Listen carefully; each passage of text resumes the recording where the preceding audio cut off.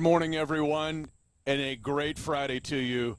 Hey, the real Red Friday's coming up here in a couple of weeks, but this feels like a quasi-Red Friday. Hi, everybody. I'm Mitch Holthus, voice of the Chiefs, along with Matt McMullen, who's a great follow. He's done a terrific job for us and continues to do so.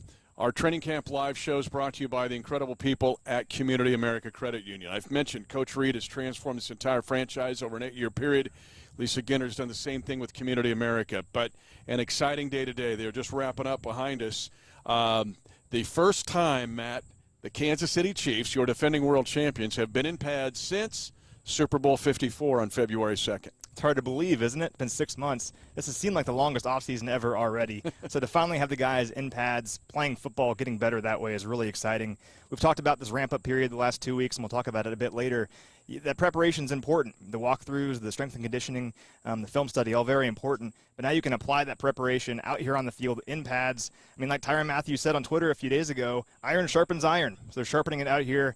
Really exciting to see the guys out there having fun in pads. Matt, this feels like, though, the real inauguration of the 2020 season.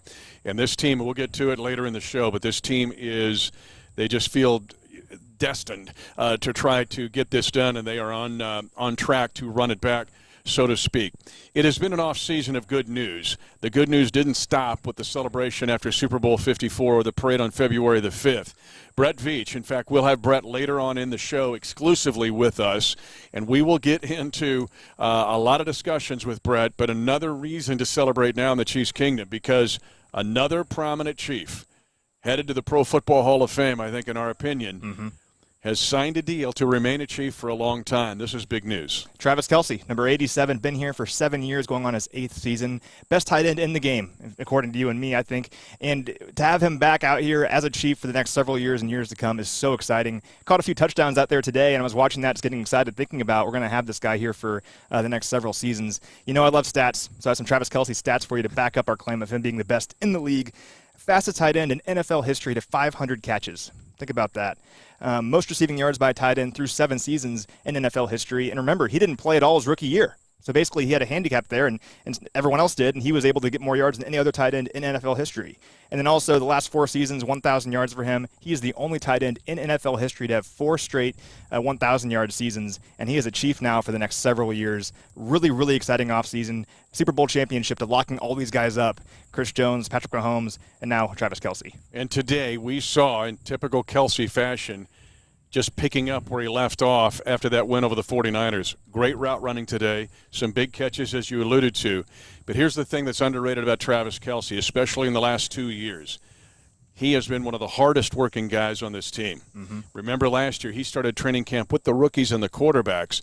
He started this camp the same way, working as if he's an undrafted free agent trying to make the team instead of a guy that's headed to Canton, Ohio, the Hall of Fame someday. We saw him really take on that leadership role, as you said, in the last couple of years. He wants to be the guy showing, you can be an all-pro tight end, but you got to do the little things right. It doesn't matter if you have 100 yards in every game. You got to make sure you're doing the little things right. And he's really taken it upon himself in the last 3 or 4 years to be a major leader on this team. And you can tell the guys respect him. Without Travis Kelce, I don't know if this team wins the Super Bowl last year, and everyone knows that. And they look up to him as one of the best tight ends in football and of all time. We're really glad you're with us this morning, because we've got an awesome show set up throughout the rest of the next several minutes.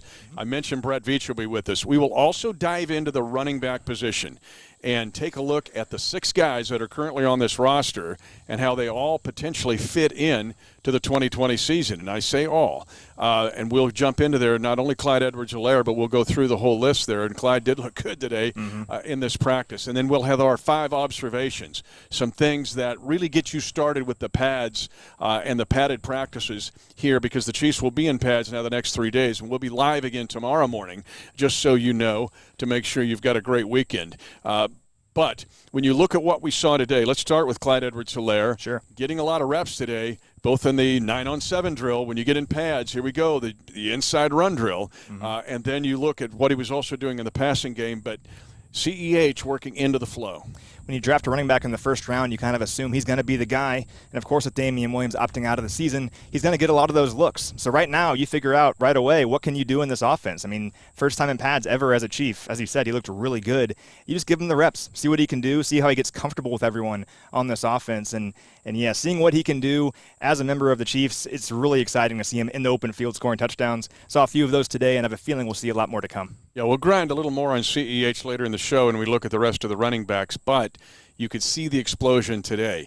One of the knocks on him was a 4.640 in the combine. Doesn't have the blazing seeds, so to speak, but he seems like he's got that football speed. And we saw it today. Like he gets a gear and then a second gear to get to the second and third level. He runs or passes, and that's good to see. Another guy, though, was a Brashad Breeland, because if you just have a practice that's dominated by the offense, that's a concern.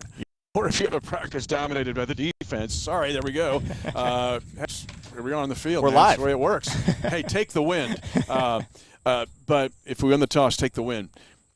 But we also saw some really good defensive plays in this game, or in this practice. Yeah, Brashad Breeland with a really nice interception. That was great to see. And Dan Sorensen with a really nice PBU toward the end of practice. We'll talk about it later, but when you get the pads on, making plays is really important. It sounds obvious, but it's a whole new level when you get the pads on. You're not just going through a walkthrough. And what guys can step up and make plays with those pads on, what guys can catch the eye of this coaching staff, particularly if you're trying to move up that depth chart, trying to earn a spot on this team, who can make plays. So seeing it from the defense today, a lot of nice plays in the secondary. I'm not surprised, but it's exciting to see out there. Yeah, you bet. Yeah. And let's get ready. We're going to pick up Coach Andy Reid, and let's go to his press conference right now. He's been sick. It's not COVID.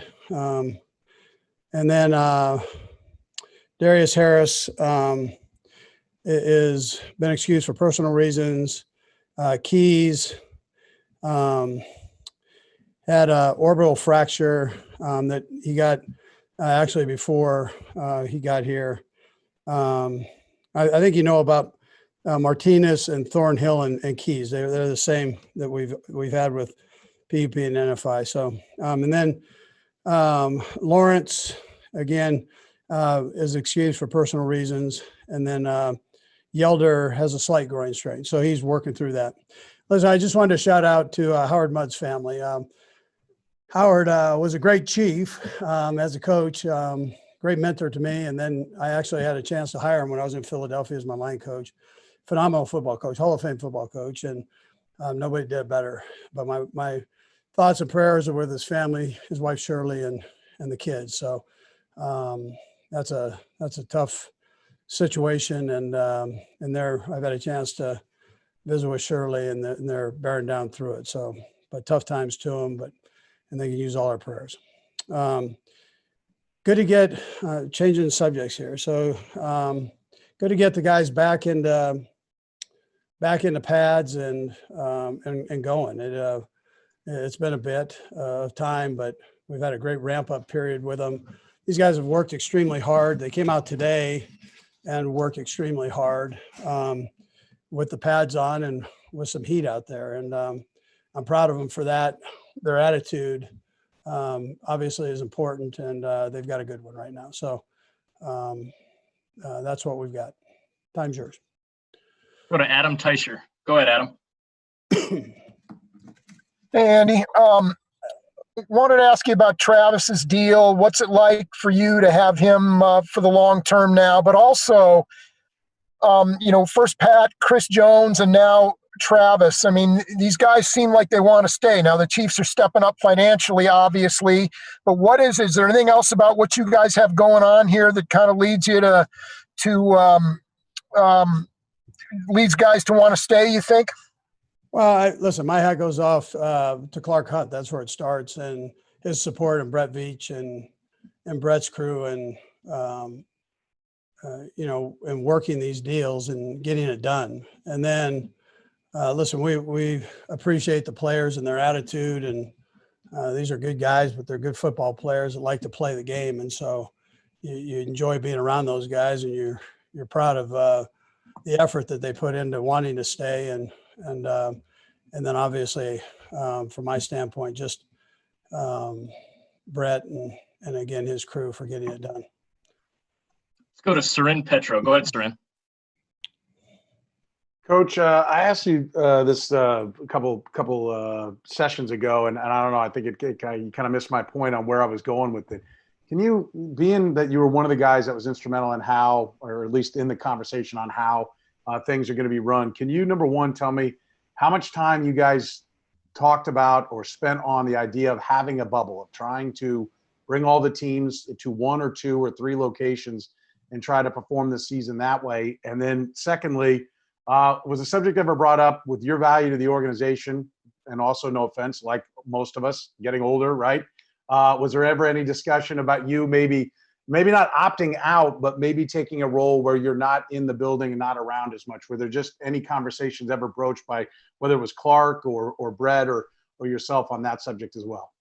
The latter part, no. The first part, they had all those discussions before I was ever asked to be involved with it. So the fact that that's not the direction they wanted to go. I thought they had a good plan. They had input from both the union and the league, and it seemed like they were communicating well the opportunities that I had to be there. And it looks like a solid plan up to this point. So, like everybody else, we're taking it day by day, but I think the players understand that it's being well done here. But like all of us, coaches included here, we've got to be smart as we leave and how we handle ourselves, and just make sure we know kind of who we're hanging with and where they've been. Let's go to Herbie. Go ahead, Herbie. Hey, Coach. Good up. I guess it is still morning. Good morning. 2 questions here for you, specific to players. Edwards-Helaire, and obviously you got a chance to see him before the pads came on, and then how impressed were you with what you saw with him today? And then the second one is on Tedrick Thompson, a former starter with the Seattle Seahawks. How much do you view him as a plug-and-play kind of guy, especially in light of Juan Thornhill's situation? Yeah, well, I'll start with Tedrick. I mean, at the end there, we think he's a good football player. I'd like to just see more with him, have an opportunity to work in this system, but he's got good tape that we were able to evaluate. It's just a matter of getting everything down to where he feels comfortable with it. And then Clyde has been doing a lot of work with the first group, and so that's valuable work for him. Is everything perfect? No, not right now, but he's working like crazy to get it there, and he's got a good attitude about it. Let's go to Vahe. Go ahead, Vahe. Hey, Andy. I'm writing something about Tyron, and I just wonder if you could describe what distinguishes his leadership and what it meant to you guys last year. And part of that also is, how is it being applied this year in these obviously different circumstances? Yeah, he's a phenomenal leader. I mean, he's just it's hard to learn to be a leader. It's something that normally you innately have, and you've got to, I always say that good leaders, they need to keep their closet clean on their end and make sure they're doing the right things, or you're not going to be able to lead the right way. So I think he handles that, his life the right way, and how he goes about his business here the right way. And so if people need a little boost, he can give it to them. He talks to himself at the same time. He's a unique guy. I've enjoyed the 1 year that I've had to spend with him, and look forward to the future here. Let's go to Sam McDowell. Go ahead, Sam. Hey, Andy. Wondering, you've talked about just the difficulty in repeating after winning. I know you don't view it maybe as repeating or defending anything, but did you do any research at all for other teams and what they've gone through, and maybe what's worked and what hasn't? And if so, what'd you learn? And if not, I'm just wondering on your own, what do you sort of get at the importance, or how do you maintain an edge still? Yeah, well, it's important to be able to do that for sure. The edge, to stay humble and keep working hard, I think are important also. I was lucky enough to be on a team that went to back-to-back Super Bowls. We won the first one, lost the second one. And then I had a chance to be lucky enough to be on teams that went to quite a few championships and a few in a row. So there's a tremendous amount of urgency that goes into that, and attention to detail to You hear coaches say this, but it's real if you want to if you want to play at that level. And there are a bunch of different things, obstacles that you have to go through during a season. I think it's no more evident than the one we just had. And so you've got to have the right mindset, and you literally have to take today and work on it to try to get myself better, and do it each play, and then do it tomorrow. And then you keep building that until you have opportunities to play games. And when you get into games, whether you win or lose, you've got to make sure that you learn and continue to grow from those games. And then on top of that, every once in a while, you need to catch a break here or there.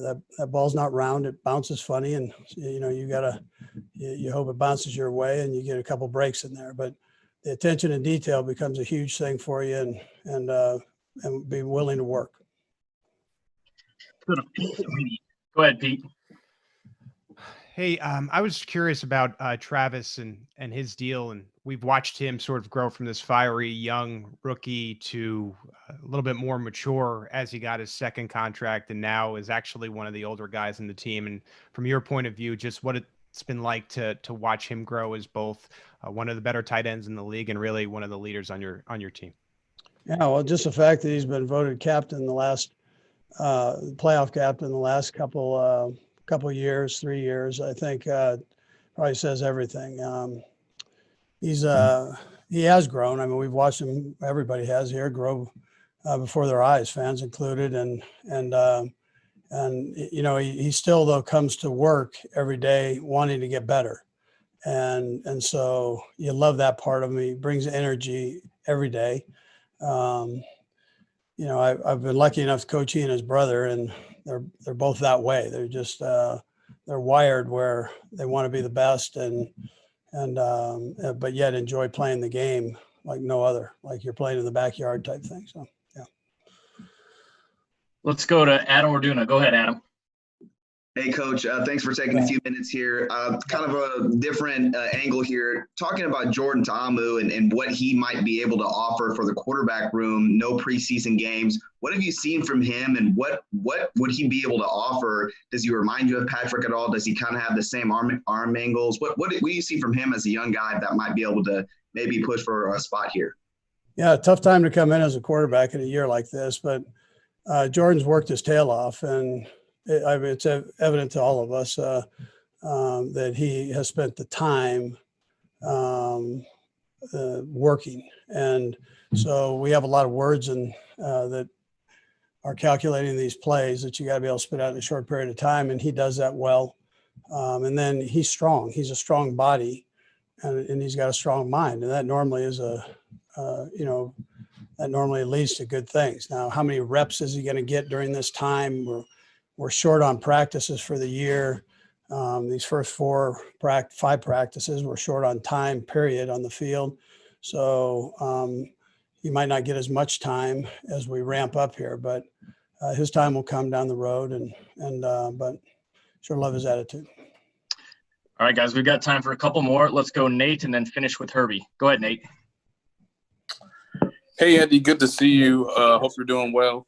I just wanted to ask you, in terms of Patrick, obviously third year going into camp, just what are you most looking from him this year in ways that maybe he can get better in terms of just leading the offense? And are there things that you guys have discussed that you want him to sort of identify and sort of work on during camp as you ramp up to the regular season? Yeah, so it's been great for him up to this point, and where you always put in a few new wrinkles. Now you get to do it against a defense. And so he's powering through those. He's kind of learning what he can get away with and what he can't. Not worried about interceptions or anything else. I've told you that before. Now's the time to figure out the play and what you can do with it. And so that's what he's doing. And at the same time, we're continuing to practice the plays that he knows, but we're really trying to get a lot of work on the new things. So he has a chance to massage those and learn those. Let's go to Herbie to close it out. Go ahead, Herbie. Hey, Coach, this is kind of a big picture question here.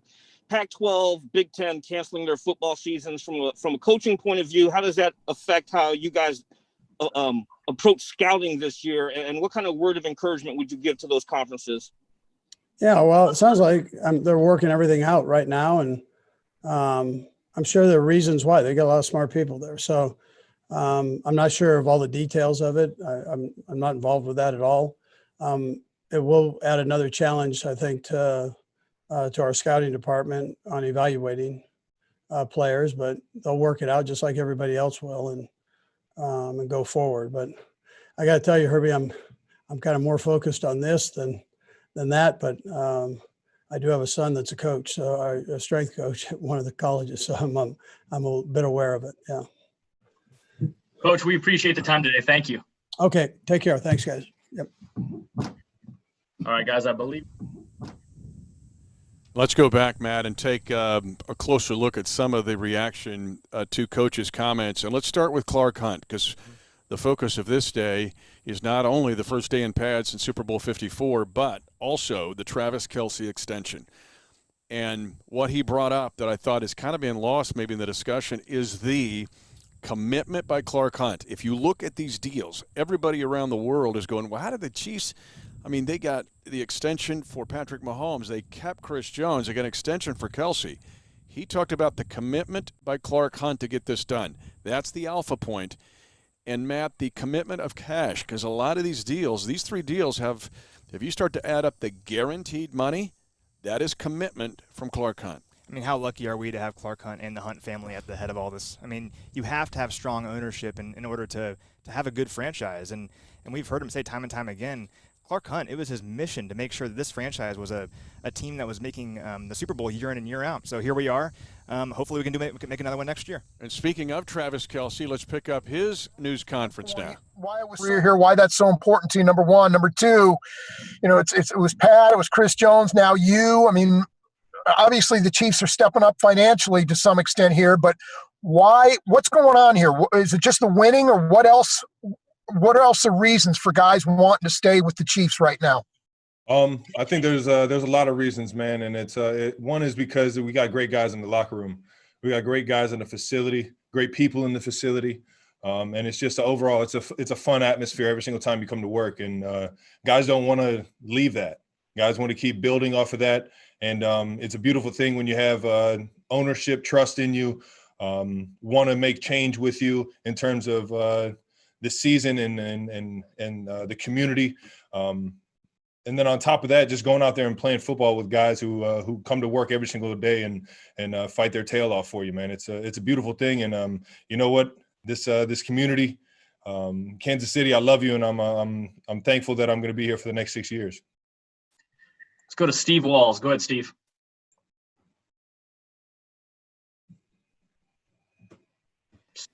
Can you hear me? We got you. All right, cool. Hey, Travis, how you doing, man? What's up, Steve? Hey, there are a select number of players in this franchise history, Tony Gonzalez being one of them, who are revered by fans. This gives you an opportunity to get there. How much does that mean to you to be able to get your name on that list? I'm just man, it's everyone's always been trying to compare me to Tony since I got here just because of the position.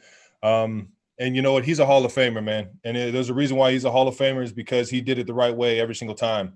You know, he was out here in this community trying to make the community better and trying to show everybody his face, get out from under the face mask and make a difference. And that's what I'm trying to do every single year. I'm teaming up with Operation Breakthrough on some more things. So we got some news coming for you guys with that. But outside of just being a great competitor, man, I've tried to model my professionalism off of what Tony has already started here because I knew it was a model of success. And I can thank Tony and everybody for comparing me to Tony to make me want to up the ante every single time. Let's go to Harold Kuntz. Go ahead, Harold. Hey, Travis, how you doing, man? Congratulations as well. With all the, talk of run it back and everything, and you getting the extension, Chris and Mahomes, I'm just wondering the conversations that you had, being with those guys and knowing that you're going to be with these guys for a long time, just how fortunate do you feel that you've gotten in the position where you have consistency both in the locker room, out in the field, out hanging with those guys. Just how fortunate are you to have that consistency? Man, it's a blessing, man. It's a blessing. Like I said, the front office, Brett Veach, Coach Reid, Clark Hunt, Mark Donovan, the guys that really put this organization and bring everyone together and get everybody on the same page. We got all the trust in the world that those guys are going to get it done and make it worth our while we're here. And can't thank them enough for the opportunities that we've had up to date. And you know what, we're making our effort every single day to make the best yet to come, man. Let's go to Pete Sweeney. Go ahead, Pete. Hey, Trav, congratulations. Something we've seen with the tight end position over the past decade is it grow into this offensive weapon position. And there's other great tight ends in the league, Gronk, Ertz, for example. What's been different about you and set you apart is just the consistency, the 4 years in a row of 1,000 yards or more. What do you think's been the key to that success when it comes to being able to do it every single year? Well, being very fortunate that I'm on the field, that's the biggest thing, man. I've been very fortunate to have great teammates around me, great coaches to put me in positions to succeed, and then on top of that, great athletic trainers in the trainer room. You can't underestimate or throw them, leave them out of the puzzle, man. Because rehab and keeping guys on the field is arguably half the job in the NFL, because we know how physically demanding it is. So it's just I've been very fortunate to have this this circle of success around me, and it just keeps getting better and better, knowing that the front office and Coach Reid are bringing in guys that are going to help us win. All right, guys, we got our final 4 hands up. Let's go to Karen first. Go ahead, Karen. Hey, Travis, congratulations. 2 questions. 1, what was it like putting on the pads today, just like riding a bike? And 2, Coach just said new wrinkles being put in. We saw how ingenious you guys were at the Super Bowl. Are you guys going to do even more of that kind of fun stuff this year? I don't know. It's right now we're in the beginning stages of camp, so we're running a lot of the installs that are kind of like the base packages. So right now it's just it's keying in on what our rules are and everything like that. But it's you never know with this mentality of this offense. I mean, the skill outside at receiver, at running back, it's second to none. So that gives the coaches freedom, especially when you got a quarterback back there that can handle and absorb as much information as you can get them. It's definitely a fortunate situation. It's a never ending circle that just keeps going round and round and getting better and better. And the pads today were fun. It was good to get out there and hit somebody and try and get some fundamentals back down. Let's go to Seren. Go ahead, Seren. Travis, I know this is not your first big money contract, right? So the complacency side of things, you've fought through that, the idea of like getting paid and now, okay, you let down. But a lot of guys are getting paid. Have you guys had discussions? Have you talked to? Are you the guy giving everybody directions on how to keep your edge and how to keep that hunger? And just kind of, if you could, then after that, overall, just everybody's back, right? And I know run it back is the theme and everybody likes that, but usually teams that go back to the Super Bowl have some turnover, and maybe some people have speculated it's the new guys that don't have a ring that maybe drive that hunger. So could you just tell me why you believe you guys have that hunger and what you've done to tell some of the guys that are coming into those big contracts? You can see it right away. I mean, we've got a pretty good understanding of how to get there, right? We did it last year. We have great leaders in this locker room, and when I say that, I mean it's every single day. It's not like one day it's somebody else. Every single day we got the same guys leading the charge and not settling for anything less than what we did last year, or then even more so ante it up and double down on everything we did last year. So it's a mindset, and it's everyone's just eager to get out there and get to work. And as long as we're working our tails off every single day, we got the players to make plays on Sunday. We just have to put in the work to get down the timing of things, make sure our fundamentals are there, and then just go out there and have fun on Sundays. Let's go to Nate Taylor. Go ahead, Nate. Hello, Travis. Congratulations on the new deal. I have 2 questions for you. The first is, and you mentioned Clark Hunt's sort of influence and impact on you guys. In terms of handling out these contracts, in terms of keeping the core together, what does it say that since you've been around the organization for 8 years now, what Clark's impact on the franchise has been, particularly the last couple of years in terms of identifying the right guys to put together a championship team? And secondly, you mentioned the idea of obviously wanting to play with Patrick to really thrive in your guys' partnership together. From a mental standpoint, what is it about playing with Patrick that unlocks your game as you sort of see how Patrick thinks about sort of the offense through the field and in the film room? Well, I'll answer the Clark Hunt question first, man. It's not very fortunate, man. It's not like this in every single organization, every single city. I've heard the stories of how it could get real bad to stories of how it's pretty nice, but I'm happy with where I am because of the guy that's up front leading the charge, and that's Clark Hunt, man. And that the Hunt family and what they've done, bringing in Coach Andy Reid, I thought that was his best move ever in life, was to bring in Andy Reid, man, because what he does to an organization is taking him to the Super Bowl. I mean, it's clear to see his track record and what he's done here, and what he's going to do in the future. And that's the biggest thing, is getting the right people in place, and then on top of that, trusting in those people. And I think that's one thing that Clark Hunt has done an unbelievable job of, is he's trusted the people that he has in place, and that's as players as well. And Pat's a special guy out there on the field, and we're seeing it even more and more. So it's all unfolding every single year on what his limits are and what he can and can't do. The can't do's are very quickly starting to get smaller and smaller on the list, man. And it's cool to see him grow. And he's such a competitor that it never stops. And that's the one thing about these practices, is that everyone's talking about don't get complacent, man. When you have guys coming out here competing their tails off over 5 yards, over 3 yards, 2 yards in practice, just the type of determination and mentality that brings to every single play, every single down, every single period in practice, all that translates to the game, man. And it's what it does is it allows you to play free, and it allows you to play football that's almost like you're in the backyard playing. Let's go. Last one, Darren. Go ahead. Hey, Travis, how you doing? All right.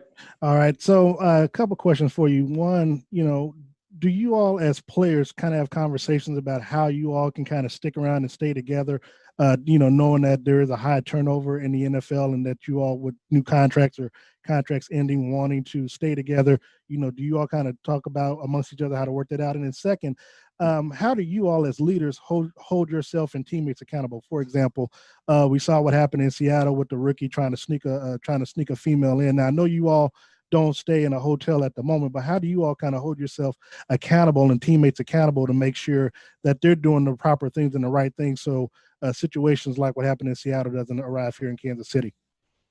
Yeah. Well, the first thing is I think we all knew then, we trusted the front office, Coach Brett Veach, Coach Reid, Clark Hunt, all the guys, to be able to keep the core. And we trusted that they were going to be able to make it make sense for all the players, which they did. They held their end of the bargain, and we're very much thankful that we still got the core with us going into this year, and it looks like for a few years ahead as well. In terms of holding each other accountable, man, every office is different. Every team is different. The discipline is different, different leaders. I think we have a very good situation here to where we have the right guys in this facility that are making the right decisions. I firmly believe that. Now, am I going to say that nobody on this squad is going to get COVID? I mean, it's a crazy world right now. You can't predict those kind of things. I just think that, everyone right now, at least here in Kansas City, seems like they're doing the right things, because we all got one goal in mind, and that's to play football and play it at a high level every Sunday. Thank you, Travis. We appreciate it today. Kansas City, I love y'all, baby. Kansas City, I love y'all, baby. And he means it. All right, guys. We got time. The extension of Travis Kelce, the big news over the past 24 hours, but some things to unpack there. By the way, we're going to have Brett Veach, general manager, exclusively here in just a few minutes. Plus, we will dive into the running back position. We will look at the 6 guys on this roster, and then we'll have our 5 observations to close out this training camp live episode, brought to you by Community America. But, Matt, there seems to be in these comments, we heard it from Pat, We're hearing it from Kelce. We heard it from Chris Jones. It's like a two-way electrical current. This is going back and forth. And Travis Kelce, he's got 87 in running foundation. He talked about something coming up with Operation Breakthrough. These guys not only want to play here, win here, they want to build a life here. And that's, I think, is the secondary story here of these guys extending and playing maybe their entire careers as a Kansas City Chief. We cannot emphasize enough how awesome it is that we're keeping these guys in town. And the guy that built it all, Brett Veach, is going to talk to us right now. We've got him exclusively here as we get him hooked up. It is good to see you, sir. Virtual fist pump through the screen here. Congratulations on what has been an epic offseason, one of the more historic, I think, in National Football League history, and maybe the best for this franchise since they were hiding Otis Taylor in hotels in the old AFL, NFL days to keep him away from the other teams. Congratulations. Got to ask you, though, because everybody wants to know, how could you extend Patrick Mahomes and Chris Jones and Travis Kelce in the same offseason? Well, first, I hope you guys, Mitch and Matt, are doing well. It was certainly great to get out there in pads today. The first time we've been in pads since Miami, so that was a lot of fun. Look, we were certainly excited about our offseason. In regards to your question of how organization pulls all that off, it's like anything, Mitch.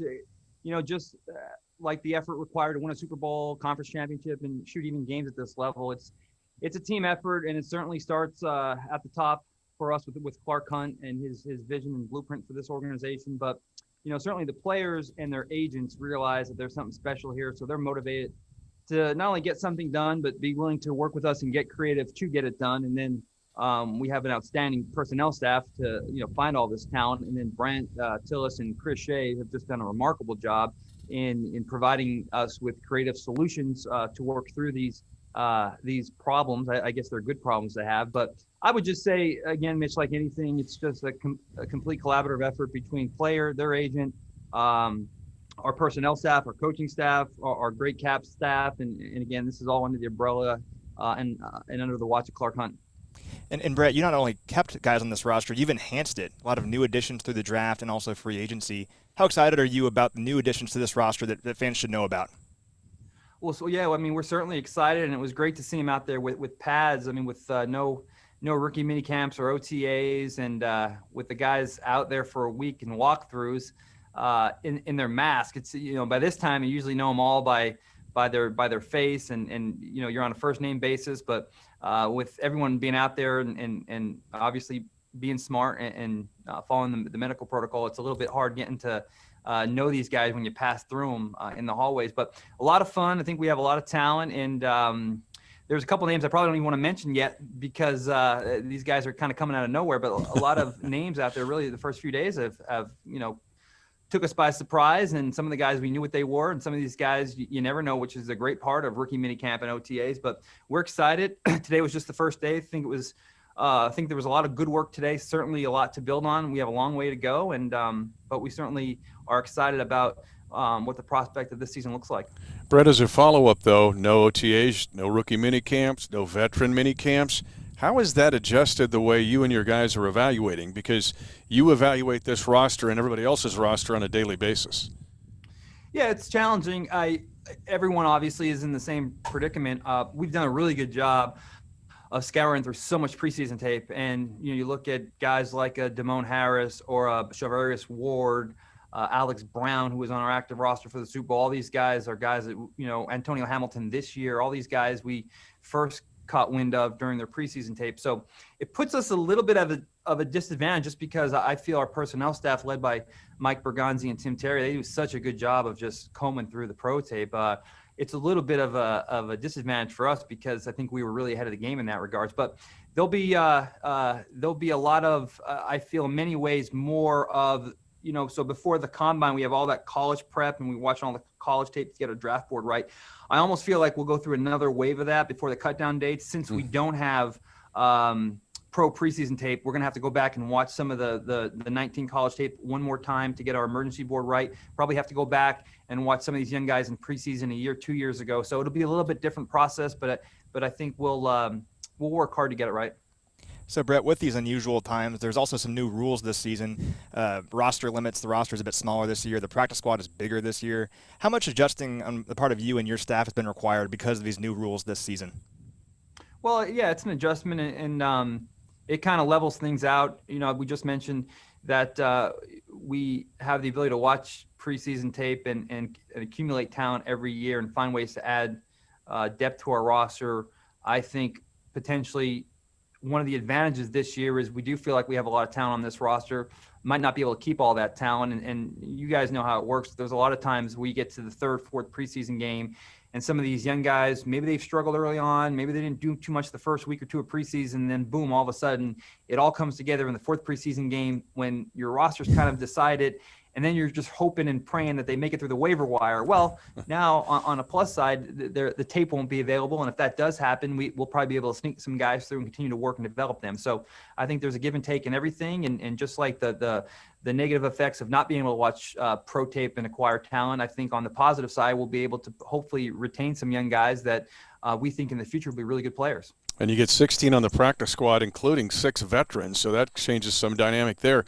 In hearing these responses, Brett, these responses, it's not lost on me. How big was it that you kept your staff together? Because usually after a Super Bowl year, it's not just coaching staff or player changes. Many times a front office will change. How big was it, particularly in this COVID environment, that you kept the band together? Oh, I mean, absolutely. I mean, that's I'm actually glad you brought that up, Mitch, because you know, as Coach will always say, you know, he'll get too much credit. You know, we've accomplished a lot in a short amount of time, and I'm in the fortunate position to go up there and speak on behalf of our personnel department. But I have such a great group of guys behind me. We're like best friends. I mean, we've been working together since 2013. These guys have been supportive. I have 100% confidence and trust in them. You talk about Mike Berganzi and Ryan Poles, Ryan Nutt, Mike Bradway, Tim Terry. The list goes on. I feel like I need to name everybody. And we've already talked about the work in the cap room from Brant and Chris. So I got a really great staff, and you know, I feel like I have the best personnel staff in the NFL. And like you said, Mitch, to keep them together and keep that continuity together it's important every year, but especially a year where there's limited tape in regards to other season and the preseason. We work so well together that I think we're able to pick up stuff that most personnel departments can't. And Brett, as a follow-up to that, you mentioned Brant and Chris. How important is that continuity when you're managing things like the salary cap, both this season and looking, 10 years ahead? Yeah, so those guys, certainly they have their PhD in numbers, right? But I think when you work together with people so long, so just like I have a great rapport with my personnel staff, and we know the language when we're talking players. Well, the same could be said with the cap side. So certainly these guys are going to get creative and put together ideas, concepts that will make it work for the short and long period. But these guys are because we've worked together so long, they're able to articulate our vision of a player now and in the future. And they can articulate my definition into raw data and numbers, which is really cool. And I think you can only do that if you have an extensive rapport with someone. I think if you go into a new organization for the first year or it's the first time working with someone, I think there's a lot of miscommunication there. But again, they have an innate understanding of what I'm speaking in regards to scout language and verbiage, and translating that into what the league suggests these contracts should be, how they should be placed, and then getting creative in regards to ways we can restructure those deals during the life of the contract. Final question, Brent. It has to deal with just something that's daily an issue, and that is, and you and I have had private discussions. We love football at every level, but now all of a sudden the discussion in the college ranks at every level, FCS, Division II, Division III, NAI, and of course FBS, trying to make decisions, are they going to play or are they not? Some leagues have already said they're going to opt out of the fall, maybe move to the spring.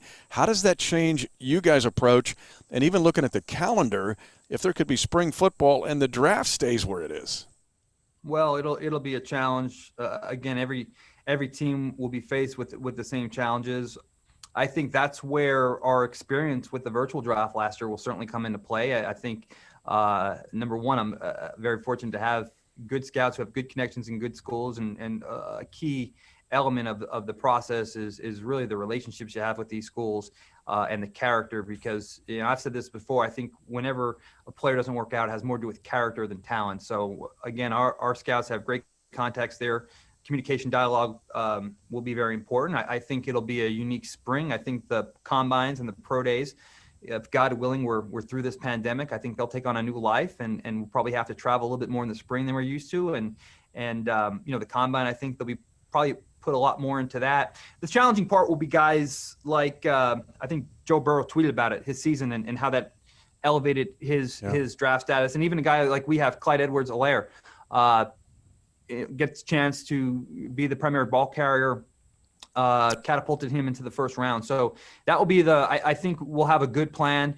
The only thing that we'll really have to work hard on are those projections that guys were starting to get more playing time or got a little bit of a feel. Now they're committing to the NFL draft process, but they don't have that work to back it up, to suggest those flashes you saw one year we're going to translate into big production the next. That will be the big challenge. But if there's any group that I think can handle that, it'd be the group I have here at 1 Hour Head Drive. Brett, thank you for joining us, and congratulations on an incredible offseason. We're ready to run it back. Appreciate you guys, and look forward to talking to you throughout the process here. Brett Veach, general manager of the Kansas City Chiefs, and again, what a remarkable job by him and his staff. He just laid it out there, the continuity, the talent, and it's going to be even paramount going into the next year, basically, with how their lives have changed and how they have to do it differently. But you get the same thing from Coach. You get the same thing from Brett Veach. They don't snivel or complain about what they have to face. They're like, adjust and move and try to succeed. Just how awesome is he, right? I mean, you ask him a question, he answers it. To get an inside look at how this team is operating, not just how it's been built, but how he's keeping it and how he's enhancing it, it's just really cool. I mean, if you asked most Super Bowl teams, when they win the Super Bowl, they get poached. You know, their front office, their coaching staff, their team. To think about a guy that is able to keep all these pieces together heading into this season, pandemic or not, having that continuity is so helpful. And, man, it's just exciting to see this staff and this team back together again and getting that inside look at it. And it's another chapter of why this is a place where players want to stay. Mm-hmm. They want to play, build their lives here, play for Coach Reid, but it's the same thing with Brett Veach. They want to be around him. His passion for what he does, his energy, and his acumen is actually come front and center, and people have seen it for sure in the last 100 days in these unique times. Well, we want to jump in. Every one of these Training Camp Live shows brought to you by Community America, we try to jump into a single position group and just really lock in. And we're going to try to go to the running back position today, brought to you by Community America Credit Union. And we're going to start with Clyde Edwards-Helaire. It was interesting that Brett talked about him because in the case of Clyde, his senior season, or his last season, junior season at LSU, on the nation's best team, one of the best college teams of all time, he was a centerpiece. Mm-hmm. And it really set him up for being in the first round with the 32nd pick. And now, all of a sudden, with Damian Williams opting out of the 2020 season, here's Clyde Edwards-Helaire in a lot of discussions. There are two major reasons I love Clyde Edwards-Helaire on the football field. The first is obvious, his rushing ability. I mean, over 1,400 yards last year for LSU, 16 touchdowns, led the SEC, averaged 6.68 yards per rush. I mean, that's incredible. And his rushing total was the third most in LSU's storied history. A lot of good running backs come through LSU. He's one of the best ones. But what I really, really love about him is his pass-catching ability. 55 receptions last season, 8.2 yards per catch. So he led all draft-eligible running backs in catches and explosive plays. Those are plays of 15 or more yards. And when you're thinking about translating that to the Chiefs' offense, the Chiefs threw the ball to the running back out of the backfield 97 times last season. And Clyde, in those situations in college when he caught the ball out of the backfield, he caught 46 of 51 targets for 393 yards and 151 yards after contact. So think about this offense. You have Mecole Hardman, Tyreek Hill, Sammy Watkins streaking down the field. You have Travis Kelce deep over the middle, and you have Clyde Edwards-Helaire sneaking out of the backfield. How do you cover it? You can't stop it because you know Clyde Edwards-Helaire, if Patrick Mahomes dumps it off to him, is going to get like 15 yards. Here's the other thing. He puts pressure on a defense in the entire 53-yard width of the field. This is a team that pressures you vertically and horizontally, and that's why it's very effective, and CEH just makes it more so. We talked about him in a Darren Sproles kind of clone in a comparison. The knock on CEH coming out of the combine was 4.640.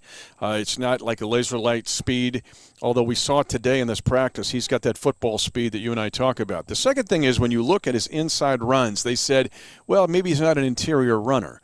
Well, at LSU, on his left side, when you look, he averaged on A-gap runs to the left side 7.2 a carry. On the right side, A gap, that's the gap between the center and the guard, he averaged over 8 yards a carry. Now, he's doing it against the SEC West, which is the closest thing you can find to the NFL in college football. I mean, this is Auburn, Alabama, all the way down the line, and CEH was able to get enough in the inside run game. So some questions there, but he's proven, and he showed it today in the 9-on-7 drill, he's not afraid to attack A and B gaps inside. Also over 100 yards rushing in the national title game against Clemson. This guy steps up in the biggest of moments. But you're right. I don't worry about the 40 time there because you watch him out here. Football speed, and he's so shifty. I mean, that his height actually kind of helps him in that way because you can't get your hands around him. He's kind of slippery out there. So, yes, the Chiefs have tons of speed on the outside, and to have a little guy like this that can run between the tackles or he can catch passes out of the backfield, he can line up a wide receiver if he wants to. He's the ultimate weapon for Andy Reid.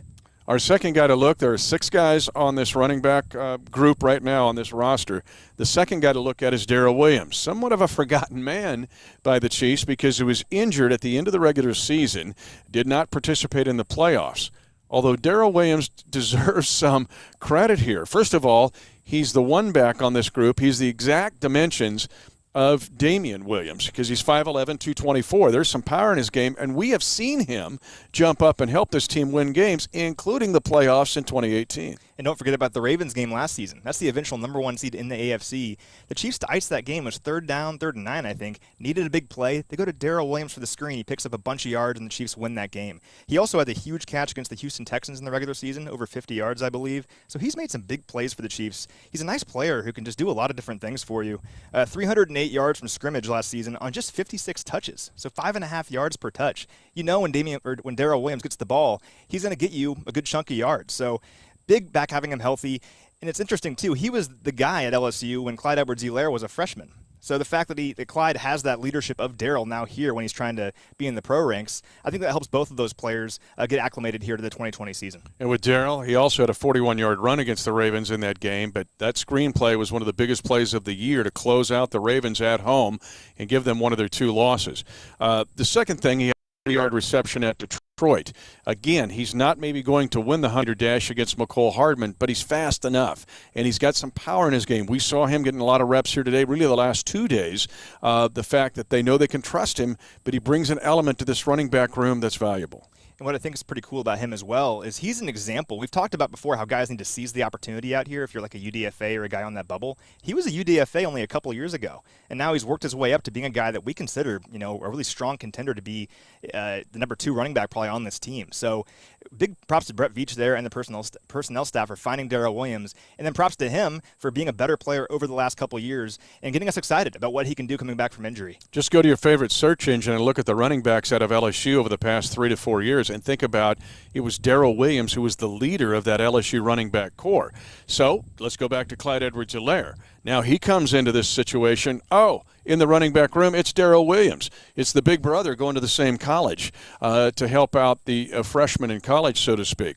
All right, our next member of this 6-guy running back class, he started out as the termite. Now he's the D-train, and it's Darwin Thompson, the Tulsa native. Played high school ball in Tulsa. He tore it up at NEO in the Chiefs Kingdom in junior college in Miami, Oklahoma, and then went to Utah State for a year and did a great job. So in the case of Darwin Thompson, this is a guy that there's a lot of intrigue to him. Go back to his game against Oakland when the Chiefs needed to close out the Raiders at home. Who did they turn to? Said, D-Train, it's your train. Take off. And I want to back it up a bit more. When I first met Darwin Thompson when he was a rookie coming into the Chiefs, I shook his hand, and my hand still hurts, I think. I mean, the guy is absolutely chiseled and is made of muscle. And he's just determined. I mean, the Oakland Raiders game is a great example. 11 carries for 44 yards and a touchdown. Then against the Denver Broncos, 8 rushes for 38 yards. So when he got his opportunities, he made the most of them. We saw it a lot. So the next step for him is just when he gets more opportunities, likely this season, what does he do with them? Is he able to keep churning out yards and keep that determination that we've seen? Don't forget, you mentioned Utah State. He had 48 missed tackles and 765 yards after contact at Utah State. That is unbelievable, and it just shows the kind of determined player he is. And we saw a bit of it last season. I'm looking forward to seeing more of it this season.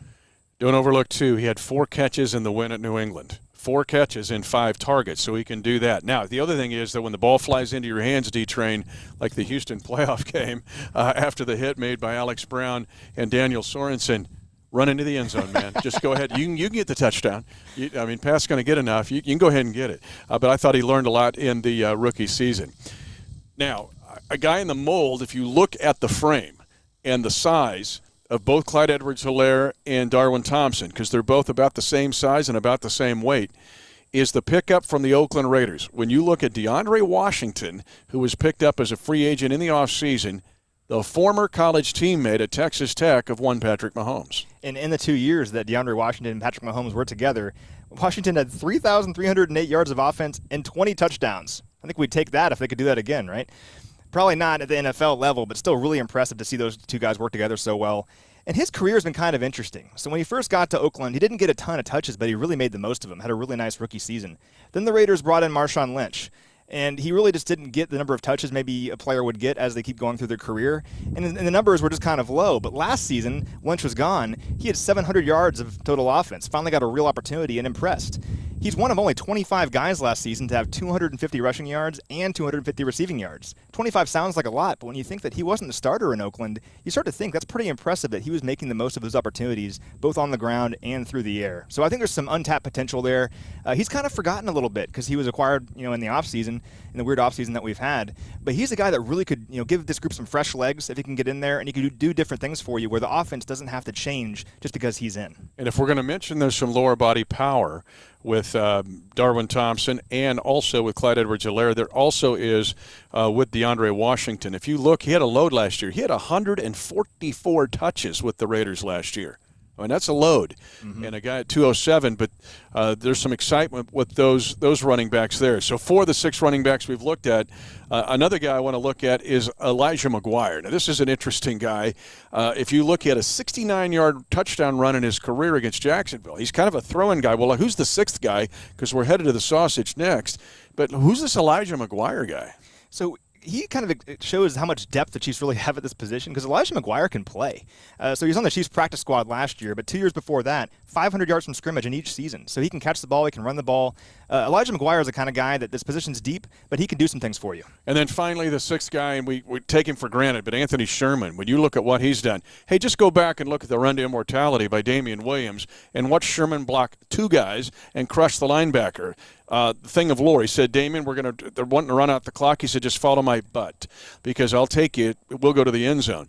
But Sherman has a lot of value on this team. One of the special teams leaders in tackles, one of the toughest guys, but a real asset for 8 years here, and he's never missed a game as a Chief. You're right, 112 consecutive games for Anthony Sherman. It's the longest streak active of any running back or fullback, so that's really impressive, an Iron Man. And you hit the nail on the head, the ultimate leader. He doesn't get the credit he deserves. One of the big reasons this team wins games is because of Anthony Sherman, and just not because of the stat sheet, because of what he's doing in the locker room as a leader. All right, let's take a look now at our 5 observations as we close out this edition of Training Camp Live, and it's brought to you by DirecTV. We'll go through these quickly, and then we'll jump back in a little more into each 5. And the first one is Chiefs, physical. Honestly, when you look at the Kansas City Chiefs, I think one of the more underrated parts of this team is, because they were out here in pads for the first time since February 2nd, this is a more physical team than people give them credit for, and it's an extension of their head coach. We get caught up in the idea that the Chiefs are a track team, and they are. Tons of speed out there, but they're also extremely physical. And what it boils down to is finishing games. Who could be more physical toward the end of a ball game? So the idea is when the other team is huffing and puffing, you're leading a double-digit comeback in the Super Bowl. So that physicality that can help you later on in the season and help you win a championship, it starts right now in pads. Second point, hungry, healthy. Yes, the Chiefs are generally healthy. Guys missed practice today. Coach is going to give you, he's very transparent about it. He'll give you the report every day during his post-practice news conference that we'll have. But this is also a team that's hungry. We keep getting repeated quotes from these guys that having the edge. We heard it from Kelce. We heard it from Coach. And the idea there is when you come into a camp, you want to have a fresh slate. You want to be able to go after the season and, in the Chiefs' case, defend their title. And to have that relative healthiness is really a big thing. Think about Patrick Mahomes having that nagging ankle injury last year. He's had a full offseason now to get better from that. And also guys that maybe we've forgotten about, guys like Darrell Williams who got hurt in the middle of the season. And also a big one that we'll talk about later, Alex Okafor is back and healthy out here. That's a big addition to the Chiefs' pass rush. Third observation, and this, I'm waiting for one of you to have a fantasy league with offensive linemen, because that's how you win football games. And it's the OLDL. When you take a look at the camp requirement, we saw it today. First time in pads, they're out there. Now this is, we'll get into it more, but this is a requirement to watch during training camp because seasons are won and lost in those drills out here. So I'm watching Patrick Mahomes throw bombs to Tyreek Hill, and Mitch is way over here making sure he's watching these one-on-one drills. It's pretty funny to watch. He's really into it. And for good reason. I mean, that's where games are won, in these trenches. You think about the best teams in football. They're winning games in the trenches. And it's really toughness and technique is what you get out of these things. The perfect example of that's Mitchell Schwartz. Best technique in the business, and he's the toughest guy in the business, too. He's missed, what, one snap his entire career? And another observation, the other specialists. On one of our later shows, we'll jump into the specialists, the kicker, punter, long snapper. It's a big story this year, but it's the other specialists, and those are the guys that are the gunners. They play on special teams. The Chiefs right now, I want to ask Dave Tobe about it because it seems like it's the best core that Tobe's had in 8 years here. Well, Mitch, I know you know this. Since Dave Tobe came to town in 2013, the Chiefs have allowed 0 kick and punt return touchdowns. That's unbelievable. Atlanta Falcons are the only other team in the league to do that. And that's not just because you have certain plug-and-play guys. It's because you have continuity over the years. And you're right. This past year, they're bringing a lot of those guys back. Unheralded guys. You don't really hear about them much, but they make a big difference in the end. And we'll talk about a guy that we've added, Antonio Hamilton, who could make that group even better. All right, final one. Plays in pads. When the pads come on, some guys zoom. Other guys recoil. We've seen it for years and years and years in the National Football League. First day in pads, double meaning here. Who can make plays, and then who plays fast in pads? I think last year, the best example of that's probably Juan Thornhill. Rookie comes in pads, and he's just making plays all over the place, and that carried into the regular season. So when he wasn't on the bubble, but for guys that are on the roster bubble or trying to move up the depth chart, what can they do to impress this coaching staff? How can they look fast in pads? Can they be around the ball? We've seen some guys like Garrick Dieter made a great catch a few days ago. Armani Watts had a great pass break up a few days ago. And now that they're in pads, that making those plays needs to increase even further. All right, we're going to take our final lap around the track here in this edition of Training Camp Live, brought to you by Community America. And again, to revisit these, here's your stat of the day from Mitch. And that is the team's record the week after they played the Chiefs. Remember, are the Chiefs physical? Here's what the opponent's record was the week after they played the Chiefs, 6-9. And that included a 14-2 Ravens team that lost the next week, a 13-3 Green Bay team that lost the next week, a 10-6 Houston team that lost the next week. There is danger in playing the Kansas City Chiefs. I think you're absolutely right. And like you said earlier, it really reflects their head coach. This team is so tough, and you want that toughness every single week. And like I said, to finish games. And like Tyrann Mathieu put on Twitter, like I said earlier in the show, iron sharpens iron. How do you get better? You're hitting in pads. You're improving here out in the football field. And really what I love about this, and this team in particular, and Travis Kelce kind of talked about it, is that these guys, not everyone loves being out in Kansas City in August in pads. But these guys love being out here. They love having fun. They love getting better in this way. That culture where you have guys that want to be out here in pads improving, it comes from leadership. Guys like Travis Kelce, guys like Coach Reid, Tyreek Hill, Tyrann Mathieu. And we're seeing that out there right now. That physicality is being built. Finally, are hungry and healthy. Not only guys that are out, but how quickly they get back. And that is part of the rehab program and getting guys back on the field. Juan Thornhill here. Martinez Rankin is here. Coach mentioned some other guys out today. But this is a franchise that generally gets guys back. And Alex Okafor is the guy I really want to talk about. He's back after missing the end of last season. Here's what Alex Okafor did in his last 7 games last season for the Chiefs. 5 sacks, 9 QB hits, and 17 pressures. And he had 5 pressures alone against the Denver Broncos. There was a stretch there where he was this team's best pass rusher. So now you add him back into a group, he's healthy, with Frank Clark, Tano Passanio, Taco Charlton, Chris Jones. All of a sudden, you have a pass rush where multiple guys can get after the passer, and you can have fresh legs. You're not relying on only 1 or 2 guys to get to the passer. Having Alex Okafor back is a really, really thing to be excited about. The other specialist, quickly I'll go through this. Darnell Daniels, second in special teams tackles last year. Ben Neiman, one of the biggest plays in Super Bowl 54, crushing the dude on the kickoff return. Same thing with Byron Pringle. We talked about Anthony Sherman so far. Tano Passanio, his block field goal against New England was a huge play.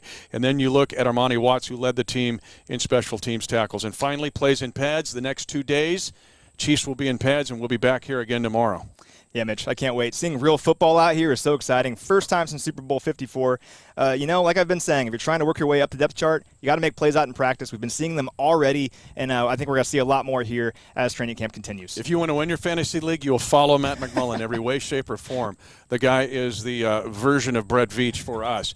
Thanks, Matt. Thanks to everybody involved in bringing this to you. Again, we'll be back tomorrow morning to do this again as the Chiefs go right back in pads here behind us.